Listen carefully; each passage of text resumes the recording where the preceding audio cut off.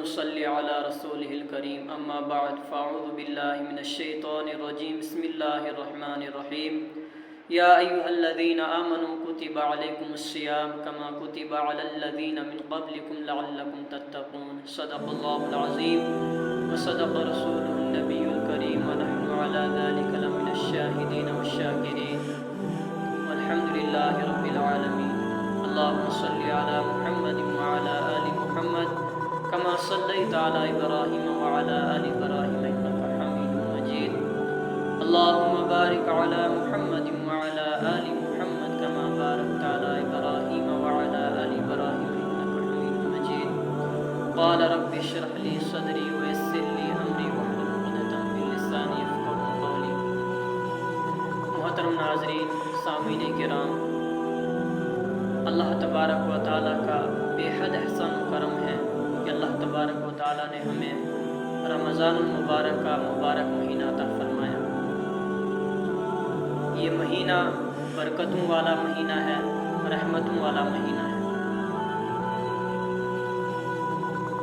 حضرت سلمان رضی اللہ تعالیٰ عنہ کہتے ہیں کہ نبی کریم صلی اللہ علیہ وسلم نے شعبان کی آخر تاریخ میں ہم لوگوں کو واعظ فرمایا کہ تمہارے اوپر ایک مہینہ آ رہا ہے جو بہت بڑا مہینہ ہے، بہت ہی مبارک مہینہ ہے۔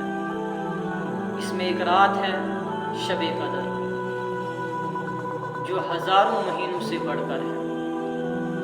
اس لیے فرمایا کہ جو شخص اس مہینے میں کسی نیکی کے ساتھ اللہ تعالیٰ کا قرب حاصل کرے، ایسا ہے جیسا کہ غیر رمضان میں فرض ادا کیا، اور جو شخص اس مہینے میں کسی فرض کو ادا کرے وہ ایسا ہے جیسا کہ غیر رمضان میں 70 فرض ادا کیے۔ یہ مہینہ صبر کا مہینہ ہے۔ اس مہینے میں مومن کا رزق بڑھا دیا جاتا ہے۔ آپ صلی اللہ علیہ وسلم نے ارشاد فرمایا کہ یہ مہینہ لوگوں کے ساتھ غمخواری کرنے کا مہینہ ہے، اور فرمایا کہ جو شخص کسی روزے دار کو روزہ افطار کرائے تو اللہ تعالیٰ اسے اتنا ہی ثواب دیں گے کہ جتنا اس روزے دار کو ملا ہے، اور اس روزے دار کے ثواب میں بھی کوئی کمی نہیں آئے گی۔ تو یہ مہینہ بہت بڑا مہینہ ہے، بہت مبارک مہینہ ہے۔ اللہ تبارک و تعالیٰ نے اس مہینے کے روزے ایمان والوں پر فرض کیے ہیں۔ اس لیے قرآن کریم کے اندر فرمایا یا ایھا الذین آمنوا کتب علیکم الصیام کما کتب علی الذین من قبلکم لعلکم تتقون، کہ اے ایمان والو تم پر روزے فرض کیے گئے جیسا کہ تم سے پہلی امتوں پر بھی روزے فرض کیے گئے تھے تاکہ تم متقی اور پرہیزگار بن جاؤ۔ اب روزے کے کچھ مسائل ہیں کہ جن کا جاننا ہمارے لیے بہت ہی ضروری ہے۔ آپ صلی اللہ علیہ وسلم کی حدیث مبارکہ ہے، آپ صلی اللہ علیہ وسلم نے فرمایا کہ بہت سے شب بیدار ایسے ہیں کہ انہیں رات کو جاگنے کے سوا کچھ نہیں ملتا، اور بہت سے روزے دار ایسے ہیں کہ جنہیں بجز بھوکا اور پیاسا رہنے کے کچھ نہیں ملتا۔ اس لیے ہم رمضان کے جو روزے ہیں مسائل کو سمجھیں کہ کن چیزوں سے روزہ ٹوٹ جاتا ہے اور کن چیزوں سے روزہ مکروہ ہو جاتا ہے، اور کن لوگوں پر جو ہے روزہ فرض ہے، اور کن لوگوں کو اللہ تبارک و تعالیٰ نے چھوٹ دی ہوئی ہے۔ یہ سارے مسائل ہم جانیں گے۔ تو سب سے پہلے جو ہے روزہ کس پر فرض ہے؟ رمضان شریف کے روزے ہر مسلمان، بالغ، عاقل، مرد اور عورت دونوں پر فرض ہے۔ ان کی فرضیت کا انکار کرنے والا، یعنی رمضان المبارک کے روزے کے فرضیت کا انکار کرنے والا وہ کیا ہے؟ کافر ہے۔ اور بلا عذر اگر کوئی جان بوجھ کر چھوڑ دیتا ہے تو وہ سخت گنہگار ہے۔ اب بہت سی ایسی مجبوریاں ہیں کہ جن سے روزہ نہ رکھنا کیا ہے جائز ہو جاتا ہے. تو ان میں سب سے پہلی چیز جو آتی ہے وہ ہے شرعی مسافر. یعنی اگر کوئی شخص سفر کرتا ہے تو سفر کی حالت میں اسے کیا ہے روزہ معاف ہے. لیکن اگر سفر مشقت والا نہیں ہے، جیسے آج کل جو ہے گاڑیاں چلتی ہیں، گاڑیوں پر سفر کرتے ہیں، تو پھر روزہ نہیں چھوڑنا چاہیے. کیوں کہ اس مہینے میں جو روزہ ہے اگر یہ چھوٹ گیا، اگر ساری عمر بھی ہم روزہ رکھیں گے تو رمضان المبارک کی جو برکات ہے وہ میسر نہیں ہوں گی. کیوں کہ آج کل جو ہے سفر بہت آسان ہو چکا ہے. پہلے زمانے کے اندر لوگ جو ہے اونٹوں پر سفر کرتے تھے، پیدل سفر کرتے تھے. تو اس لیے جو ہے شرعی مسافر اگر کوئی ہے تو پھر جو ہے اس کے لیے جو ہے روزہ نہ رکھنا جو ہے پھر وہ جائز ہو جاتا ہے.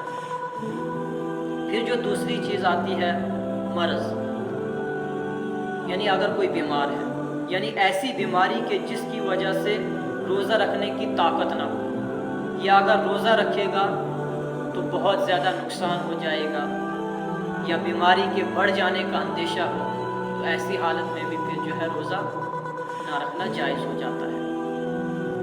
یا کوئی شخص بہت زیادہ کمزور ہو تو اس کے لیے بھی روزہ نہ رکھنا جو ہے جائز ہے، کہ اس کو یہ اندیشہ ہو کہ اگر روزہ رکھوں گا تو میری بیماری بڑھ جائے گی.